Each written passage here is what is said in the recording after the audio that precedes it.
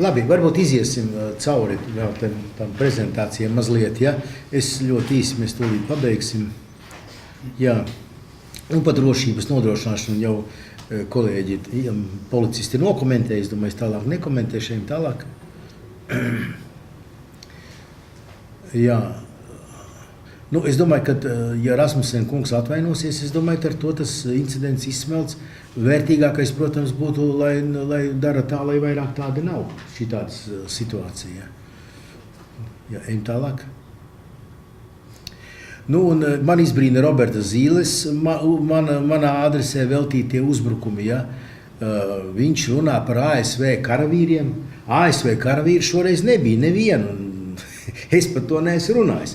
Nu, viņš ir Eiropas parlamentā deputāts. Nu, Brisele, protams, ir tālu no Latvijas. Un tad pa priekšu iepazīties, ko es esmu runājis un kāda ir faktiskā situācija. Es tā kā Robertu Zīli vērtēju agrāk. Viņš man uzbrūk. Jā, zaļie vīriņi, vēl kaut kādi brīnumi. Krimu jau man piesien un Ukrainas dienvidu austrumus un var sakot, ārprāts. Jā, jā, es jau Krimu esmu okupējis. Jā, ko man teikt? Jā, ejam tālāk. Jā. Pabrikungs runāja par provokāciju, jā, tad šobrīd jau noskaidrots, ka nekāda provokācija nebija. Policija noskaidrojas, jā, ka tas bija dabīgs process, teiksim tā. Ejam tālāk. Ejam tālāk, es jau nokomentējis esmu. Jā. Vējamkungs arī diezgan skarbi izteicies ir, bet no tā viņa izteikumiem es saprotu, ka, diemžēl, viņam rīcībā nav pienācīga informācija par to, kāda ir bijusi tā situācija reālā Ventspilī. Es domāju, ka varbūt, ja viņam būs laiks, viņš varētu, protams, cilvēks aizņemts un tā, viņš varētu varbūt sazināties ar municipālās policijas priekšnieku, ja viņam ir šaubas par mani, un tad izstāstītu, kas bija un kāda situācija bija un tā. Un es nedomāju, ka viena vēstule sagrauja Latviju un tā teikt viņu ar vienu vēstuli kaut kas šausmīgs notiek, ja. Es jau to komentēju, ejam tālāk. Ejam tālāk, jā. Protams, arī Reforma partija ir izpaudusies Kalniņa Lukaševiča, kad izplata absurdus un Latvijas prestižu un drošību graujošus paziņojumus. Mīļie cilvēki. Es informēju par faktiem. Ja tie fakti ir tādi, kas ir prestižu grauj, es domāju, ka ne Latvijas prestižu grauj. Savā ziņā grauj, tāpēc, ka Latvija ir NATO dalība valsts, bet iet runa jau, kad uzvedas slikti ne jau Lembergs, jā. Kaut kādi, un man izteikumi pret NATO. Ko man slavē tos dzērājs, Kalniņa Lukaševiča, ja viņai kā sieviete atbalsta tādu uzvedību, vai tad viņai patīk, ka naktī kaut kā, vai ka viņi iet ar kādu kungu pie rokas, un pēkšņi kaut kādi piedzērušies jūrnieki, viņiem tātad izrādīs savas simpātijas. Es domāju, ka viņai nepatiks. Ventspilnietis tāpat, es domāju, ja? Kā savādāk. Ja? Tad meklēs policijas palīdzību, bet var izrādīties, ka viņi nebūs klāt, un ka tie būs tie paši, tikai Rīgā, nevis Ventspilī. Bet es saprotu tā, šobrīd ir priekšvēlēšana laiks, un, protams, izmantot šo te, vispirms izdomā apgalvojumu pilnīgi falšu, un tad uzbrūk man. Saprot, pēc nedēļas vēlēšanas vajag diskreditēt Lembergu un Zaļo zemnieku savienību, sarīdīt savā starpā zaļos ar Ventspilī, vai ne? Un, protams, tādi šauri politiski mērķi, ja? Tas totālais politiskais spiediens un uzbrukumi tagad, kādi ir veltīti man, draudi tiek izteikti, ka mani tur cietumā bezmaz jāliek un vēl tur jāsod un tā. Bet kur mana vaina, vai ne? Ejam tālāk. Un jā, Lembergs ar Krievijas propagandu runā vienā balsī. Protams, ka NATO tāda uzvedība karavīru, protams, kad izsauc tie, kas tajā ieinteresēt, viņi, protams, izmanto šo te slikto uzvedību, viņi jau izmanto tos faktus. Un es saku, vēl vienīs, tie fakti jau bija lasām internetā. Protams, bet mani zvanījuši un interesējušies manu komentāru gan Krievijas, gan Nīderlandes, gan Francijas un vēl vairāku ārvalstu mediji. Mums ir atvērta informatīvā telpa. Ja? Un es domāju, ka šitas vilnis, kas tiek tagad Velts ja, par šo tēmu. Ja. Nu, viņš jau tikai ir tikai, es domāju, ka tie, kas grib izmantot pret propagandā, nu tie arī izmantos. Ja. Bet nedrīkst pieļaut tādus situāciju un faktus. Tur ir tā problēma. Nevis kaut ko noslēpt zem segas. Ja. Interneta laikmetā to tak nevar. Ja. Ejam tālāk.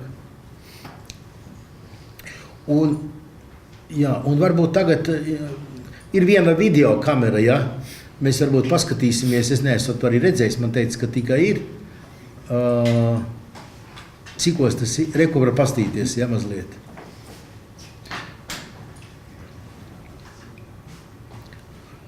Reku kuģa borts redzams, tas ir 50 metru no kara kuģa. Tā lampa deg no kara kuģa, ko jūs redzat, ja? Redzat? Ap govi. Redzat? Viens tur kreisā pusē kaut ko darīja. Reku, vēl viens. Nu, nevar redzat, pa labā pusē nokrīt, nevar pacelt vairāk. Nu, redzat, tie nav bērni, tie ir pieaugušie.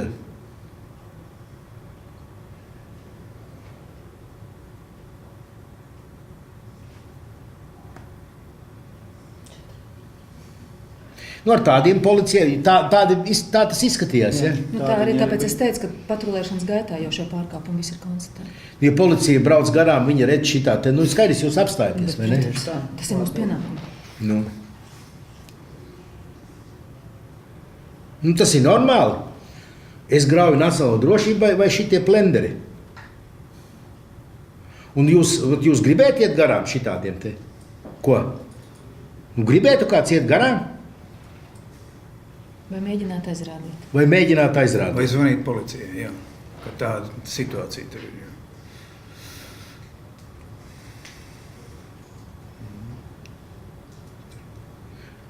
Nu, un kur tas atrodas? Tas ir krastmala, reku ir kara kuģis, kam tas prožektors, kas spīd, tas ir no kara kuģa.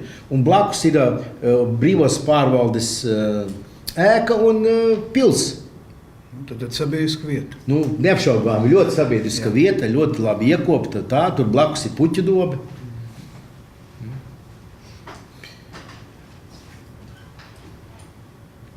Cigaretes ir. Tūlīt beigsies, ja? Jā. Nu, varat pastīties, jā. Ja būtu bērni, tad es saprotu, nav jautājumu, jā. Lai tik kāpelē un dauzās, nav problēma.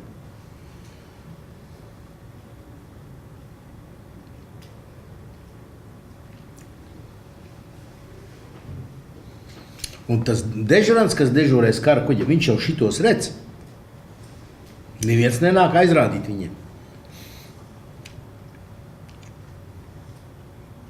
Un kas, ja brauc garām pa krastmalu, šito neredz, starp citu policija, vai ne šito lietu? Ja tur ir augšā tas valns. Jā, valns aizsec.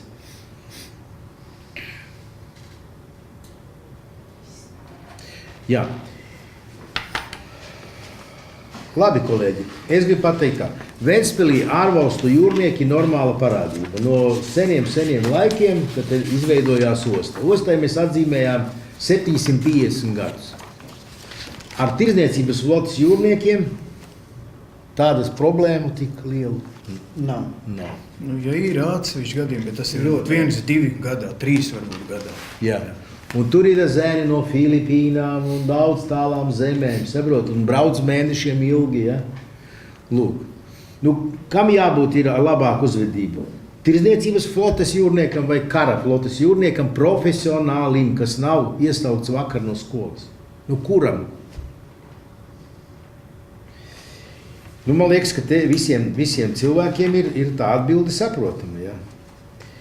Jā. Labi, kādi jautājumi varbūt? Lemberkungs vēl no tā politiskā viedokļa. Jā.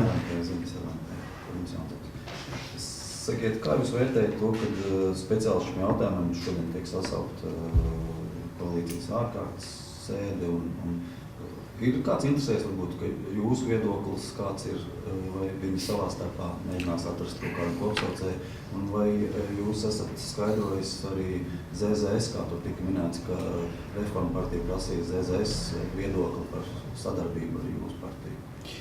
Jā. Nu, ierosināja, protams, šo te koalīcijas padomas sēdi mani politiskie konkurenti, ja, tā bija pirmkārt vienotība, kā man informēja. Manu viedokli, protams, neviens nav prasījis, nav aicinājis arī paust, ja, faktus un viedokli, jo jūs saprotat, ja cilvēkam nedod vārdu, tad ļoti viegli viņu zākāt. Ja es būtu klāt, tad tā saruna būtu droši vien grūtāk, ja, pagriezt to visu pret mani.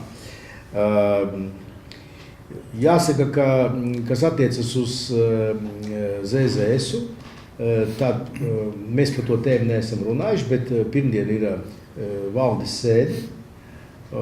Es ceru, ka man būs laiks tur piedalīties, un, ja gribēs kādu viedokli, es to varu paust. Kas attiecas, tad es ļoti kategoriski nostājos pret NATO karabāzēm, es jau teicu, ja? Un es saku vēlreiz, nevienas partijas programmā, ne valdības rīcības plānā, neviena karabāze nav paredzēta. Mans viedoklis ir tāds, ka viņām te nav jābūt. Man pārmeti, ka mana pozīcija ir nepareiza. Valstī nav citas pozīcijas. Nav citas pozīcijas šobrīd, kā nav karabāze. Tas, ka Latvija piedalās dažādā sastāvā starptautiskos manevros, tā skaitā citu armiju karavīri arī piedalās manevros Latvijā, tas jau nav pirmo gadu, un tas ir pilnīgi cits stāsts.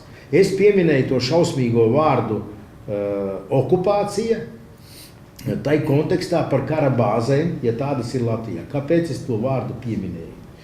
Varbūt varēja izvēlēties mīkstāku formu. Es arī to pateicu speciāli sāsināti, ja, lai tam pievērš uzmanību, tādā ziņā, lai pievērš uzmanību kā.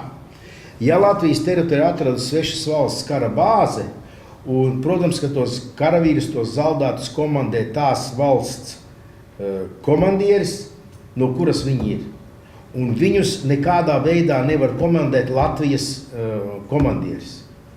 Līdz ar to Latvijas teritorijā pēc būtības Latvija zaudē savu suverenitāti, lai nodrošinātu drošību un suverenitāti lēmumu pieņemšanā par militāru personām Latvijas teritorijā, ko viņas dara un ko viņas nedara.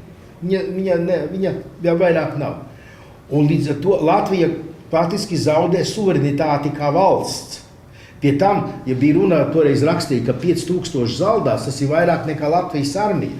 Nu, iedomājieties, ko teiktu amerikānis, ja Latvija ievestu, viņai būtu tik liela valsts, teiksim, 10 km attālumā no Baltā nama Vašingtonā 100 000 Latvijas zaldātu. Ko viņi teiktu? Tie amerikāņi. Viņi teiktu jā, uz priekšu, viņi teiktu nē. Nākošais.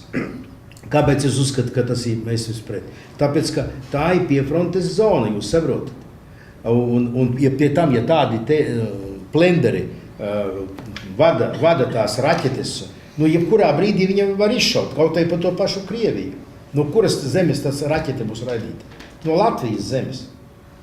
Kas ir agresors? Latvija. Atbilde, ja tāda būs, pa kuru teritoriju būs? Pa to valsti, no kuras tas karavīrs, jeb pa Latviju. Pa Latviju. Nu, tāpēc arī mana tā attieksme ir tāda negatīva. Vēl tur ir daudz citu aspektu, pa kuriem var spriest un runāt. Tāpēc es uzskatu, ka tādā gadījumā Latvija ir zaudējusi savu suverenitāti, un pēc būtības šie bruņoto spēki ir nekontrolējami. Un pēc būtības viņi kļūst par saimniekiem Latvijā. Es gribu būt saimnieks Latvijā. Kopā ar visiem, jā. Tā skaitā visiem Ventspilniekiem. Saprot? Bet mēs visi. Un es negribu, lai te kaut kāda ārvalstu karavīri būtu pa saimniekiem. Pie tam, ja viņi šitā uzvedis. Nu, priekš kā man viņa vajadzīga? Nu, tāds ir mana pārliecība. Nu, kas te noziedznieks manā pozīcijā? Tāpēc būtības ir, nu, teiksim, es papildu, maigā okupācija. Maigā. It kā viss nekas nemainās, tikai jūs faktiski esat zaudējuši kontroli.